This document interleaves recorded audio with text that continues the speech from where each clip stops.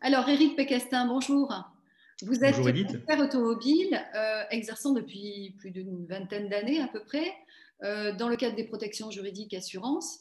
Euh, Vous avez une deuxième casquette, celle de médiateur, depuis peu, mais Hmm. vous pourriez nous dire, d'autant que vous êtes plutôt dans le cadre de véhicules d'occasion et de litiges, donc du coup à moins de 5 000 euros, vous pourriez peut-être nous expliquer, d'abord vous présenter, et puis ensuite nous expliquer ce que vous a apporté donc la médiation.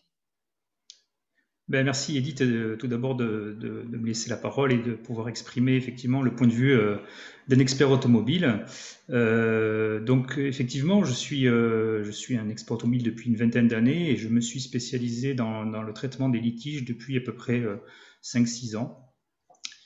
Et dans mon parcours professionnel, ce que j'ai pu constater dans le traitement de ces dossiers, c'est que l'expert a adopté souvent une posture qui ne permettait pas aux parties forcément d'être accompagnées pour trouver une résolution à leur litige. Et donc, fort de ce constat, je me suis intéressé effectivement à la médiation. Et la formation de médiateur m'a permis d'appréhender différemment le litige, et notamment par le traitement de l'aspect émotionnel prioritairement, avant même le juridico-technique sur lequel le métier d'expert est fondé et sur lequel on est formé. Donc voilà, en gros, le pourquoi du comment de mes interventions. Alors oui, je suis en protection juridique, et dans le cadre des missions qui sont confiées, il y a dans cette mission une demande de conciliation qui est faite des parties. Chose qui bien souvent est occultée par les experts qui restent focus sur leur cœur de métier, à savoir la technique évidemment, et c'est primordial, et puis sur le juridique en annexe, puisqu'il permet de donner les fondements juridiques aux juristes, aux avocats pour aller plus loin si c'était nécessaire. Et puis, du fait de mes connaissances acquises durant cette formation de médiateur, j'aborde maintenant très différemment mes dossiers. Et effectivement, je commence à travailler sur l'enjeu avec les personnes avant même d'avoir vu la voiture, avant même d'avoir vraiment fait une analyse personnelle du dossier et sur la reconnaissance des personnes pour pouvoir leur permettre de descendre dans leurs émotions et après d'attaquer sur la partie juridico-technique pour pouvoir asseoir la légitimité de leur demande ou pas, voilà, tout simplement. Et ce qui me permet aussi de constater ce que font mes confrères, à qui je ne jette pas la pierre parce qu'ils ne sont pas formés. Donc on peut pas leur demander de faire des choses qu'ils ne savent pas.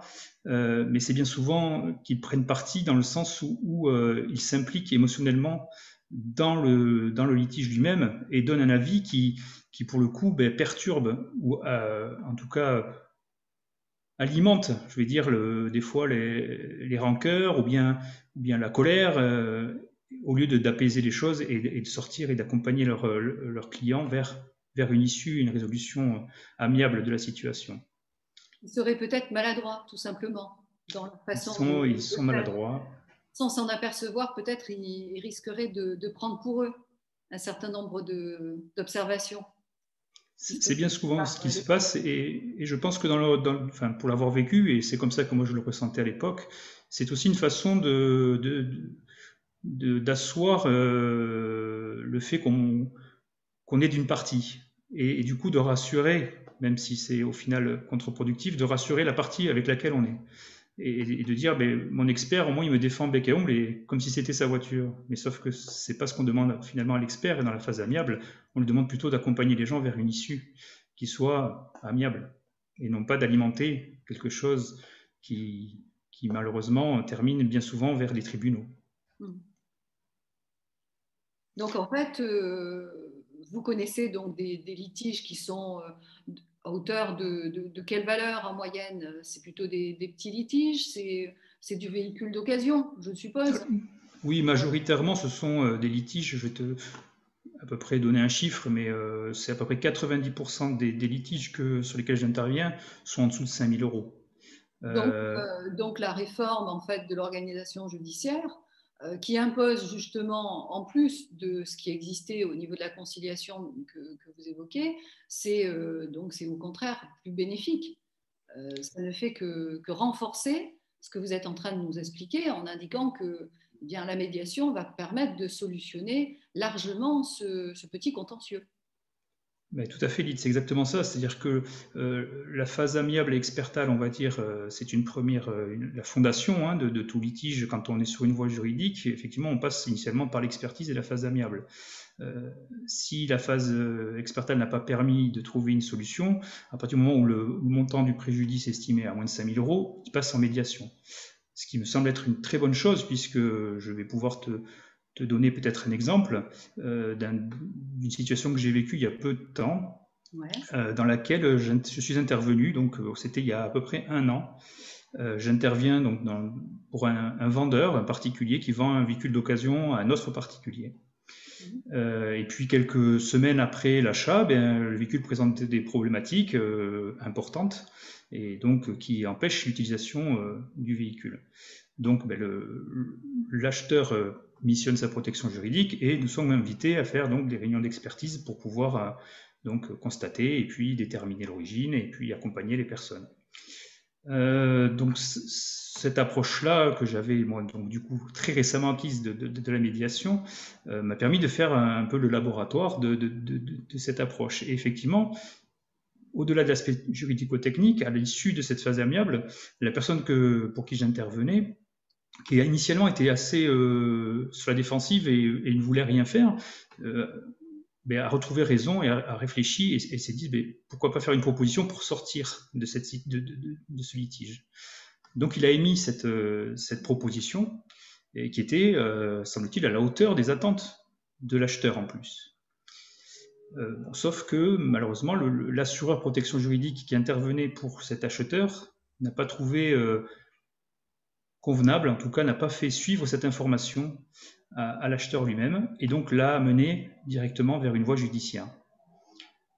Et donc, il y a 2-3 mois, j'ai reçu donc une copie de l'invitation de l'expert judiciaire qui avait été donc diligentée par le TJ de Bordeaux pour pouvoir organiser cette réunion d'expertise judiciaire.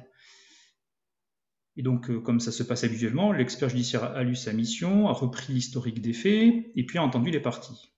Nous sommes vraiment au tout début de la réunion judiciaire, hein. Ça faisait 1 heure que nous étions ensemble. Hein. Et puis en fait, pendant l'écoute des parties, l'acheteur explique que voilà ce qui s'est passé, et puis il arrive à la situation d'expertise amiable, à la phase amiable, et puis il dit voilà, moi ce que j'attendais de cette phase amiable, c'était que l'acheteur participe aux frais de remise en état de ma voiture. Et donc l'acheteur intervient et dit mais je ne comprends pas, je vous ai fait cette proposition. Et donc l'expert judiciaire se retourne vers moi et me dit « Monsieur Pécastin, étiez-vous au courant ?» Je dis « Oui, puisque je l'ai accompagné pour faire cette démarche, et oui, je sais qu'il l'a faite puisque je l'ai dans le dossier. » Et donc on en est venu à cet achoppement avec l'assureur qui avait, lui, pris une option beaucoup plus classique et juridique de la situation.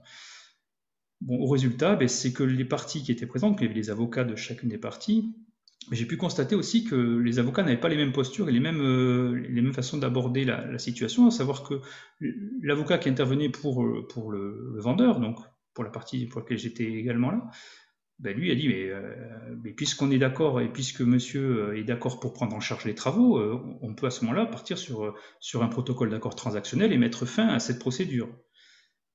Et l'avocat de l'acheteur, qui lui, en fait, avait peut-être d'autres idées en tête, d'essayer de convaincre son client, de dire « Mais non, pas du tout, il faut que vous demandiez la résolution de la vente de votre véhicule, et non pas les travaux. » Et bon, heureusement, son client lui a dit « Non, moi c'est pas, je veux pas, le véhicule me plaît, c'est juste que je veux qu'il soit remis en état. » Donc tout ça pour dire qu'on est arrivé au bout de 15 jours après, puisqu'il y avait le temps que les avocats rédigent le protocole transactionnel, à une issue finalement amiable.